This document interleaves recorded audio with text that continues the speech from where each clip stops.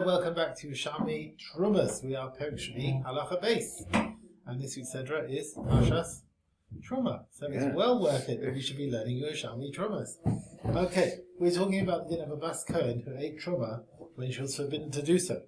So Bas Cohen Genesis Yisrael. So Bas Cohen marries Yisrael and she's forbidden to eat Terumot. And so first she marries Yisrael. And then so it's a Bas Cohen. Once she marries Israel, she's not allowed to eat truma anymore.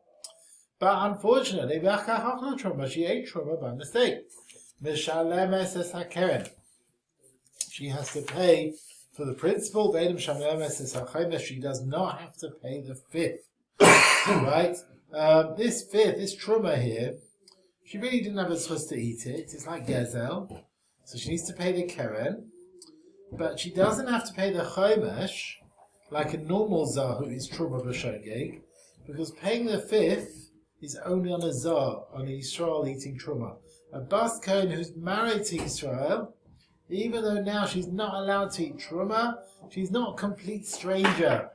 There's always the opportunity she may go back to her father's house if she gets divorced or widowed, right? She'll go back and she'll be able to eat truma again if she gets widowed without children, divorced without children. So therefore, she has still got some significance of a kahanas, and therefore now that she's eaten truma by mistake, she only has to pay the keren. It's by mistake. So she only pays the keren. Is that because she doesn't know it's truma? Because you got mixed up, whatever it is. She doesn't have to pay the fifth, and misasa v'sreifa. If she was immoral, an adulteress, the din is a bas ish kohen who is adulterous, she gets sreifa, which is more than what a normal Israelis get. Nises le'achad mikol psulim. That's also, we'll talk about that. This is le'achad mikol psulim. If she married someone who was apostle, forever, then afterwards, if she ate truma b'shogeg, then she's like a zara now. She's like Israelis. So v'shalemes keren b'chav, she paid the principal and the fifth. Umi sasa b'chenek. And if she was immoral adulteress, she would only get chenek, which is the normal Ashes Ish punishment. Direi Ramel. The Chacham says Zuzu, whether it's a Bas Cohen married to Yisrael kosher or Bas Cohen who marries to one of the Psulim, Neshamas is Sakohen, you pay the principal, Ve'en Neshamas Sakohen, you don't pay the fifth, Umi Sasam B'Sreifa. And whatever the case is, a Bas Cohen who's Mazana is Sreifa. But both ways round, they don't pay the Chomesh. So whether it's Bas Cohen to Psulim, whatever, they don't pay the Chomesh, just pay the Keren. And Ma'achel is Bonav B'Tanim, someone who gives Truma to his young children by mistake, and Avadav is Abed Kanani, Ben Gedolim, Ben Ketanim, when they're old or young, and also Echel Trumas Chutz La'aretz, you eat Truma from Chutz La'aretz, which is a rabbinical obligation, Echel Pachos B'Kezayis Truma, and one who eats less than a Kezayis of Truma. In all these situations, the din is Meshalim Esakeren, the Eina Meshalim Esakeren, you pay the principal, not the fifth, but Tashlumin Chulin, and when you pay this Tashlumin, this principal, it does not receive Kedushas Truma. Okay? If the Cohen wants to give up on that payment of the Tashlumin of the principal, Meichel, then he can do so. It's just a monetary obligation which the Cohen can forego if he wishes. Right? So that, what? These people you're killing, they have to pay as well. Who's killing? Further it was before. No, that was a totally different din. I know. That was a din about... I was just looking... That was not to do with... When there's Misa, there's not usually any payments, right? Exactly, yeah. But that was talking about adulteress, nothing to do with eating truma here. That was talking about a separate avera of the immorality, that there's a din of how do we punish. A Bas Cohen gets reifa, whereas a normal Bas Yisrael gets chenek. Okay, so what have we got here? So we said cases where you give the children to eat, or the avodim. If it's less than kazayis, you pay the keren, you don't pay the chomesh, and the payment is done in chulin, and the kohen can give up on it. Now, what about various cases about achil tashlumin for eating truma through a zah? Ze'aklal, so this is the rule. Kol mishalem keren v'chomesh, when you pay the principal and the fifth, tashlumin truma, then what you're paying becomes truma status. Okay, so you have to use normal chulin, which is tar, and that becomes truma. Right? It has to be fruit fitting to have Kedushas Truma, and by making the payment, it receives Kedushas Truma. Okay? And that's more kapara for what's been eaten. Right? And in Rasa Kohen Limchal, if the Kohen wants to give up on that and forego that, Eina Mochel, he can't do so. When you've got cases where you only pay the principal, not the fifth, then the Tashlumin Cholin. Then the Tashlumin is Cholin, and in Rasa Kohen, then it's just a monetary obligation. In Rasa Kohen Limchal Mochel, if the Kohen wants to give up on that, he can do so. Okay, so we said in our Mishnah, Bas Kohen married to Yisrael, then she's Truma, she just pays the Keren, and the death is Sreifa. It sounds like eating Truma, married to Yisrael, she gets Misa. But no, that's not true. So that's a separate case. The Misa is a separate case. Kachi mas Nisa Dipshat. Zinsa, if she was immoral, married to Yisrael, Nisasa B'Sreifa, then she gets this Sreifa. That's like a complete chasron. Yeah, it's like it's two cases. Matava, what's the source of this? To remember, she is a Bas Cohen, so who said what? Rameir said she gets chenek. So why is that? Matava to Rameir. It says Kitecha Liz when she starts being immoral as Savia. We learn Eshruya Lasa the Savia. Someone who can go back to the father.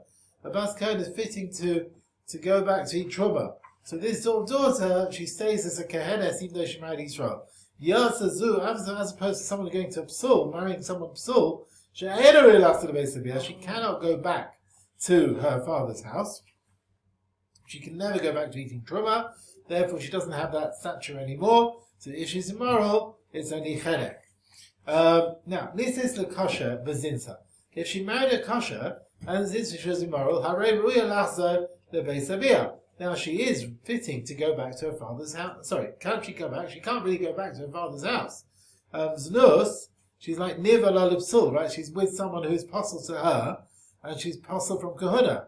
And yet the Mishnah says if she marries Israel, and then she was zinsa, she gets sreifa. So we can't really accept Rameir's view. So in this case, this is right, she marries a kosher, and then she's mazaneh, so she's had a relationship with someone possible to her, therefore she would definitely be possible from kahuna. And yet, we said, why would it be that, why is there sreifa here? Maikadun. So what's the reason of Rameir? So we start again. He says, we explain it, the answer a bit more. He says the punishment of sreifa to Bas Cohen, he says, Kitechan is nice. So we learn, when the problem is because of this nus, and were it not for that, she'd go back to her father's house, like she's married to Yisrael kosher. That's the case. Not where the problem was the marriage before she was mazaneh. Right? She married someone who's possible to her. Right? We're not talking about that case. My Talmud Rabbanon. Why do the Chachamim argue on Rameir? They hold, even she's Nisis Lipsul, and she's mazaneh, it's still sreifa. Why is that? Because the Torah says, Abasish Kayin, it sounds like Mikol Mokim. It sounds like that's the din Mikol Mokim. Each one, whatever it is, she's a Bas Kohen. At the end of the day, she's a Bas Kohen. Every situation, even if she's possible from Gehuna, doesn't matter. Nayata, that's the case. Afilu Chalola Mikana. And what about if she's a Chalola from her very beginnings? She was born from a Kohen who married a Psul Gehuna. A Kohen married a divorcee, and they had this child. She should also be Sreifa. She's a Bas Kohen. And yet, it's not true, because this Chalola definitely has no level of Gehuna at all. Right? Definitely, she's born from a forbidden union. She shouldn't, what's the case there? At the end of the day, she's a Bas Kohen. So, Tana Ruchidna Bapapa Kumer of Zira, in the name of Yishmael, it says when she defiles her father, Ba'esh Tisaref, Es Shechilula Machmasat, so when the Chilul came because of her action, not because the father did something wrong. So if she's born a halala, she's forbidden because of what her fathers did, not because of her own action. Therefore, if she's mezaneh, she doesn't get sreifa, she will only get strangled. Rav Chanina, Shainani, I learned a price to Adu Rishwa, where he says, Afilu halala mikana, I learned even halala mikana, born a halala, she still gets sreifa, because she's still called Basish Cohen. Okay, that was his price. Now, we learned in our Mishnah, what? It's still Nissa. This was? End of the day. Still Misa, but the question is how we kill her. Now, Now, we've learnt in our Mishnah, a Bas Kohen marries Yisrael, she ate Truma B'Shogeg, she pays the Karen, not the Chomesh. If she marries someone possible, and she ate Truma B'Shogeg, the fear of marriage the Karen and Chomesh, Because Chachamim, you only pay the Karen. But Tanina, we've learned now Cohen eats Truma and he finds out he's the son of a divorcee, or Ben Chalutza. Rabbi Eliezer ben Chaim Karen b'chomesh. Rabbi says you have to pay the Karen and the chomesh. Rabbi Yishua Poiter. Rabbi says you don't. Now, even this Cohen, who might be a cholol from birth, he never was entitled to eat Truma, and according to Yeshua, he's potter from paying even the Karen. And if Yeshua says even the Karen he doesn't have to pay, so definitely a Bas Cohen of Marazah Yisrael or apostle, she had a right to eat Truma until she got married. So according to Yeshua, the Yeshua's opinion doesn't fit in with any of the two opinions we mentioned already. Our mission says everyone agrees she has to at least pay the Karen.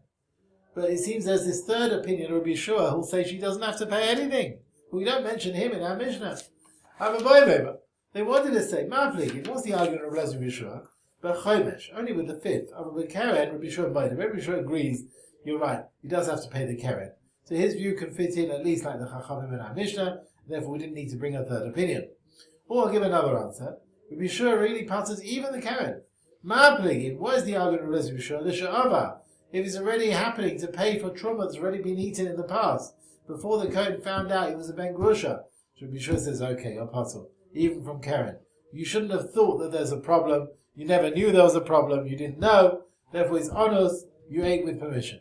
But as far as payment now for anything in the future, now that you know your position and you want to pay now for the future, now you know your Ben Grusha, even if Bishop agree, you have to pay the Karen, and it could be even the chomesh because now he's a complete czar. Okay? What?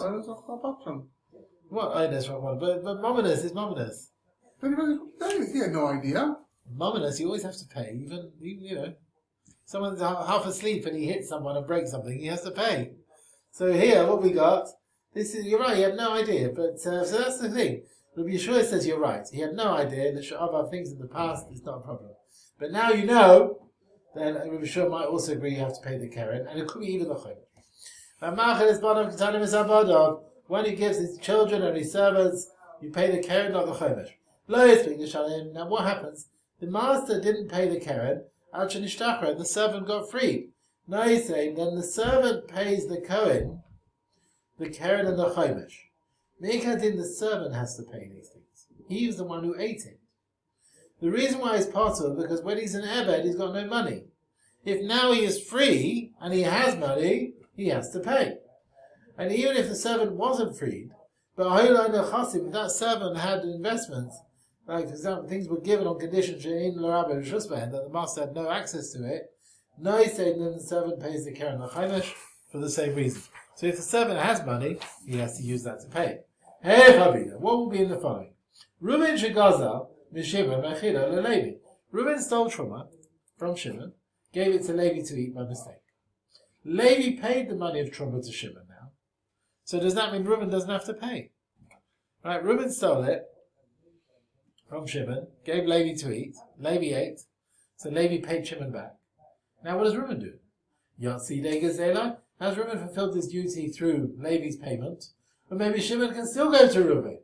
Are we going to say Levi's payment because the special din of Keren v'chomesh and Truma b'shogeg is also restitution for Reuben as well, for the thief? Or maybe that's a separate payment, it doesn't matter Reuben. And what about if a servant that his master gave him Truma was freed before the master paid the Keren? So maybe you're going to tell me the servant's hired to pay the Keren. Has the master fulfilled his duty now by the servant paying up? Or do we say no? You can claim from the master as well. Tif Lug says Machlekes Rabbi Rabba and Rabbi Yana. Here's Paul. We've got Machlekes. You steal a coat from this guy, you give it to this one. Rabba, he said, we take the money away from the first one, the one who did the theft. But not from the second one. The second one never stole it. Right? What happened? What was the case? Reuben stole it, gave it to Levi. We take from Reuben, but not from the Sheni, because the second one didn't steal it. Levi didn't steal it. Don't claim from him. Claim from the thief. Rabbi Yana, he says, no, we can also take it from the second one, from I suppose Levi and Reuben. So here, in our case then, according to Rabbi Yana, you can claim the gzela from the second person. So in that case, Levi pays, right? Or the servant pays. That payment is also Tashlume Gezela. Reuven, the Gazlan, or the master have fulfilled their duty.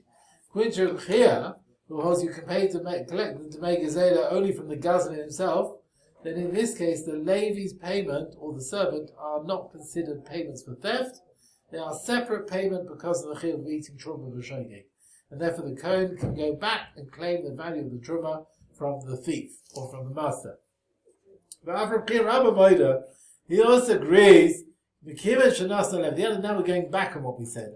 We said, look, since you've given it to Levi, Levi is the one who's paid for the Truma he ate. Here agrees, that Reuven has fulfilled his duty. When he said you can't take from Levi, so you can't force Levi to pay. But if Levi pays, then that will cover Reuven, the thief. Because it's a stolen thing has got to his hand. His payment is considered proper tashlume gezela, like our situation. So although the Levi or the servant, you pay the Kohen the value of the truma, his payment is also hashavas gezela midei kahuna, right? And therefore you can't claim the stolen money again from Reuven or from the master. So basically we're saying that Levi's payment, Levi received and he pays back. That does cover Reuven the thief as well. Okay, right, wonderful. Now we come to the sugya of toilin. Right, what have we got here? We've got cases of mixtures. And we don't know if truma was mixed up in a mixture or not. Shtei kupos, we have 2 boxes. Can you see Rabbi Sai? 2 boxes in front of me. Yes? Full of fruit. Achal shel truma v'achal shel chulin. One is truma, one is chulin. Shenafla, sar shel truma l'teich achas mehen, v'indu leis mehen nafla. A sar of truma falls into one of the 2 boxes. Did it fall in the truma? Did it fall in the chulin? We don't know.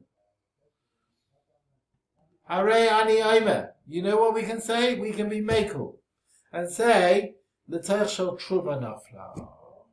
The truma fell into the truma box. You got it?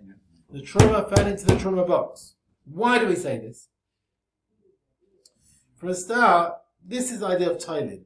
If we've got a choice where to put this truma that falls in, we will put it in a place where it doesn't cause trouble. So if I've got truma falling, either truma or chulin, I'll say it fell into the truma.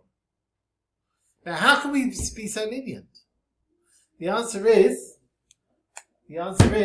it's a suffix drabanan. Whatever happens in our Torah, we have roiv. We have roiv wherever it falls. So it's a question of rabbinical din. So some want to learn, according to the Rashba, I say truma fell into truma. It's a special kula that you can say that there's no issa in the chulin. That you don't have to, because bit of baroy, the issa didn't fall into this keli, it fell into a second keli.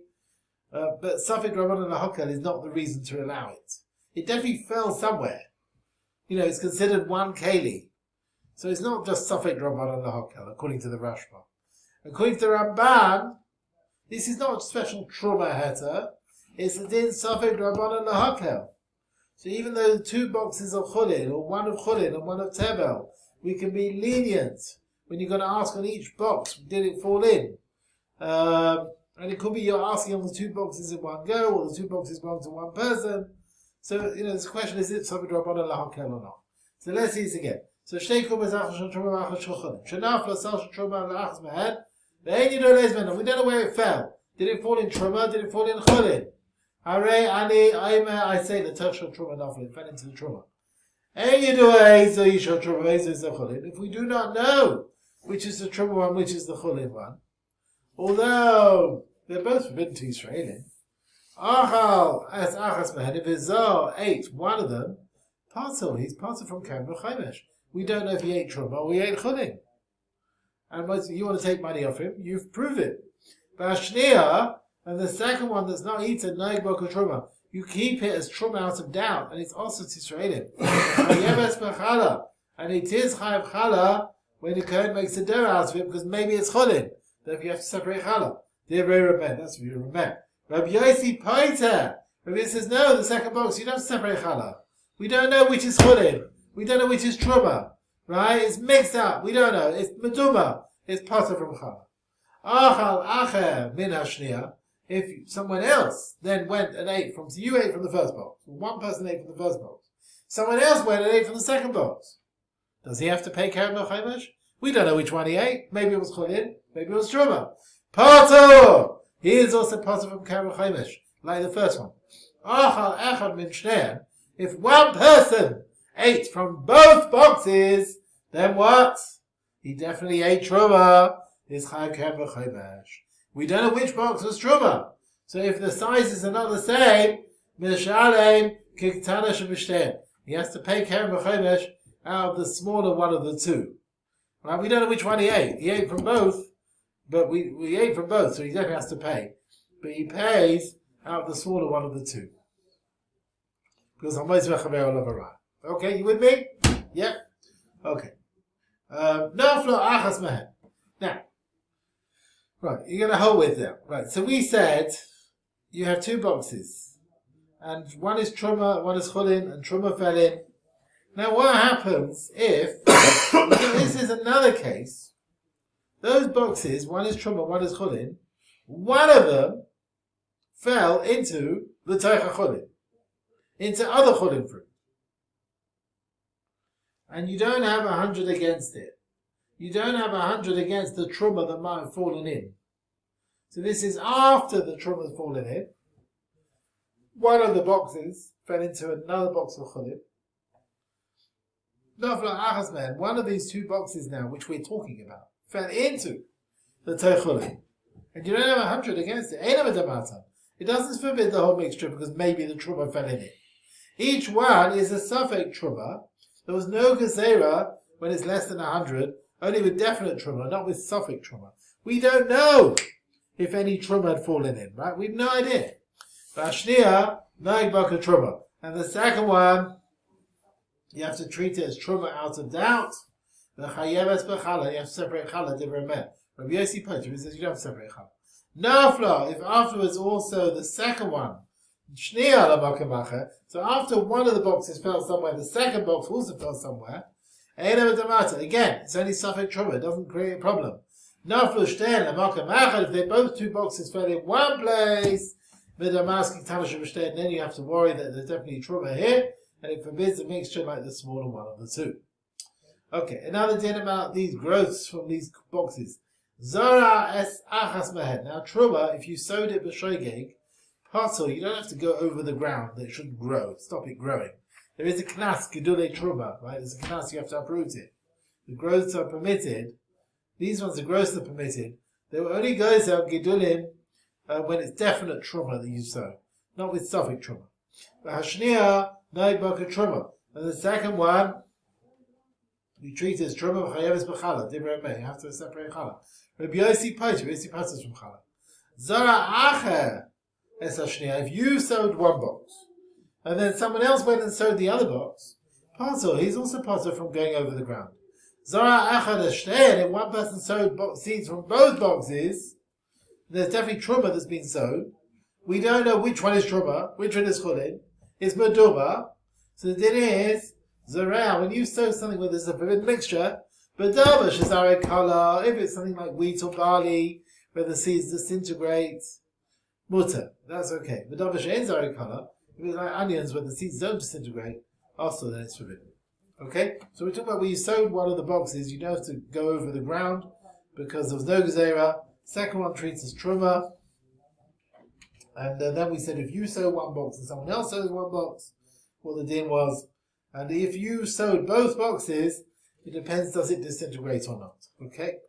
Fine. So with me, we say what? The Truma fell into one of the two. Now what happens, now we've got, not Cholin and Truma, but you've got two boxes of Truma. You hear that? Two boxes of Truma. One is Tameh and one is Tahor. And a soft Truma Tameh falls in. Rabbi say, Truma Tameh, where do you want it to fall? In the Tahor Truma or the Tameh Truma? Any offers? It's not a trick question. Huh? Where do you want this Tameh Truma to fall? Into a Tameh Truma or Tahor Truma? Yeah, I was in Tameh, yeah. Tameh. Any offers? Yes? But anyways, you can't do anything with the tummy one. I know. So where would you like it to fall? in the Tamei Truma. That's the din. Achas Tamei, Achas Tahira. And Truma Tamei fell in one box. We don't know which one. One is Tamei, one is Tahir. Where did the Truma Tamei fall? We say, you know what? It fell into the Tamei one. And the Tahir one remains permitted for Kohen. If you have two boxes, Achas Medumas, one has a mixture from Truma and Chulin, but Achas Eina Medumas, one is complete Chulin. So one is a mixture, one is Chulin. Truma falls in. Where do you want Truma to fall? In the Damas. In the Medumas or in the Chulin? No, the Damas. The mass. You'd rather fall it into a mixture which I've got a problem with already rather than Chulin and ruin my Chulin. Yeah, but Achas Eina Medumas. So the Sod Truma falls in one of them. We don't know where it fell. And the Evan of Damas now fell into the mixture. And also 2 boxes of Chulin. Achas Yesh Bokidei Lalis. One has got 100 Sar Chulin. So if Truma falls in, it won't be Botter. It will be Botter. But Achas Yesh Bokidei Lalis, the other box only has 99. And it won't be Bamatel. Where do you want the Truma to fall? Into the 100 or the 99? Of Chulin. You want it to go into Chulin of 100. I say, you know what? It goes into a box which has got enough to cancel it out. And both boxes are therefore permitted. So you had a choice of 99 or 100 against the Truma, we say it fell into the 100. Remember, Minat Torah is Batir Barov anyway. So it's a whole question of a Drabanon. So a Drabanon lahaka. You have to have it, the second one, the Chulin, Roy. You have at least 2 Sar against the Sar Truma that's falling in. Now he's not asking for a majority of 1.1 against 1, he's saying that you've got to have 2. And then even if the Sar falls in, it's Basar Ben Torah and you don't have even Issa Meduma Drabanan.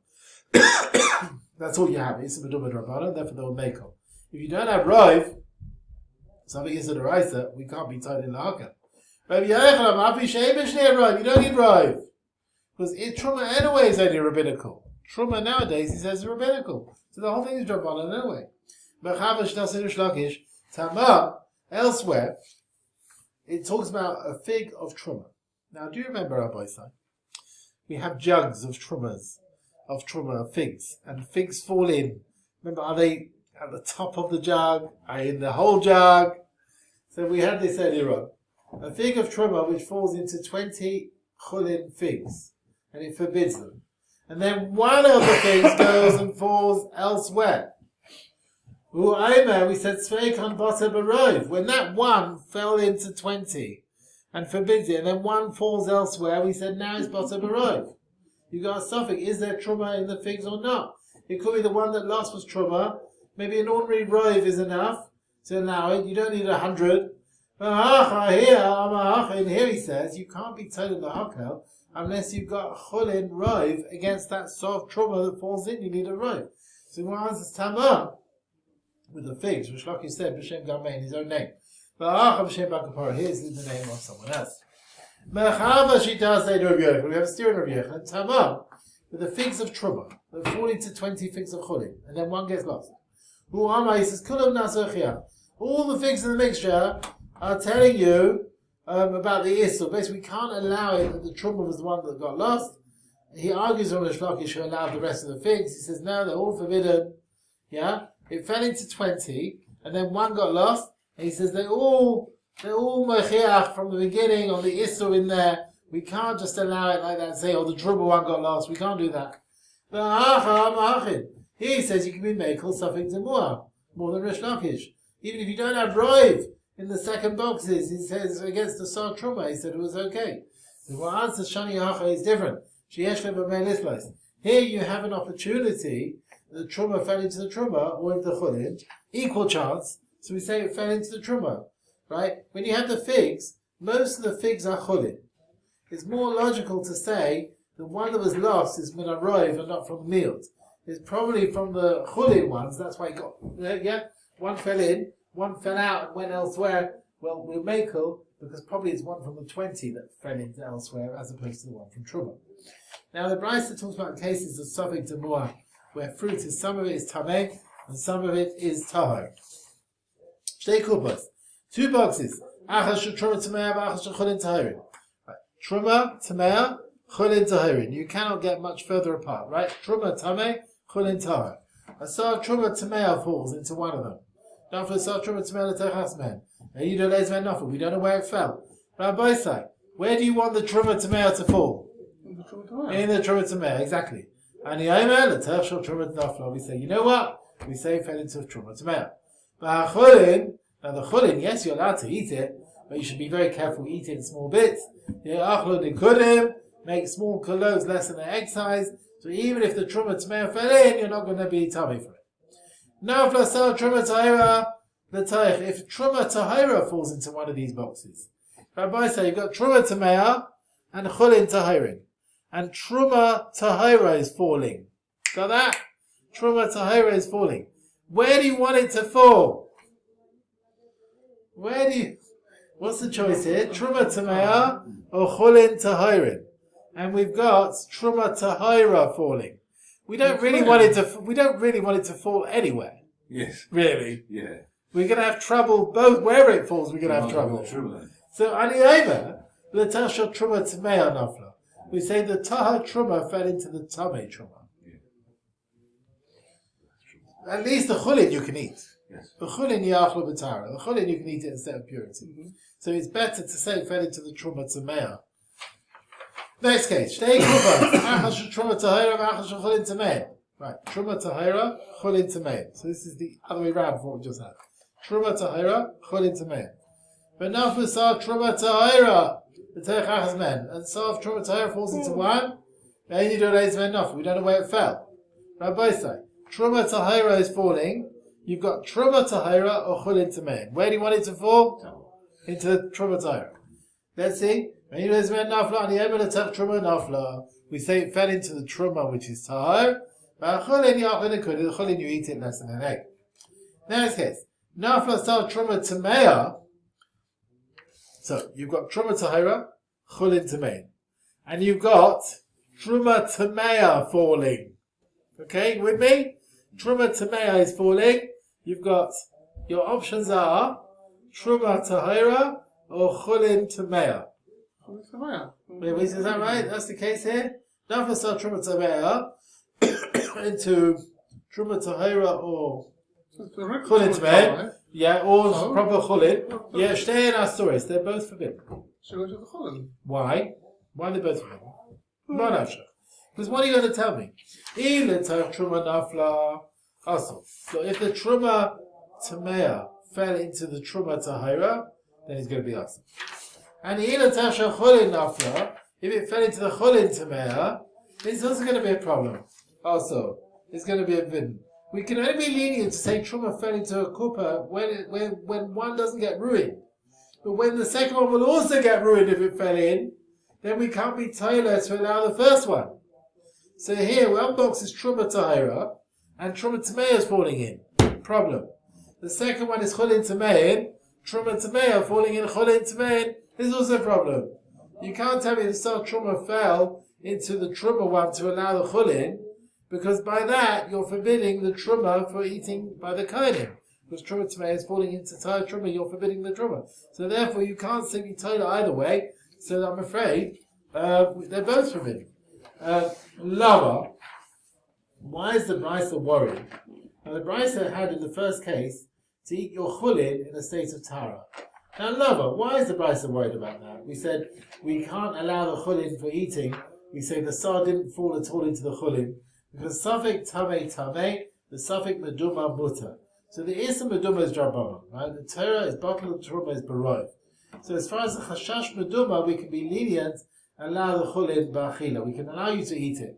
But because there's a chance that tamei stuff fell in, Issa Tuma, Rive doesn't help against it. If it's tamei, it's tamei. It doesn't help that Rive is tahir. It doesn't help us, right?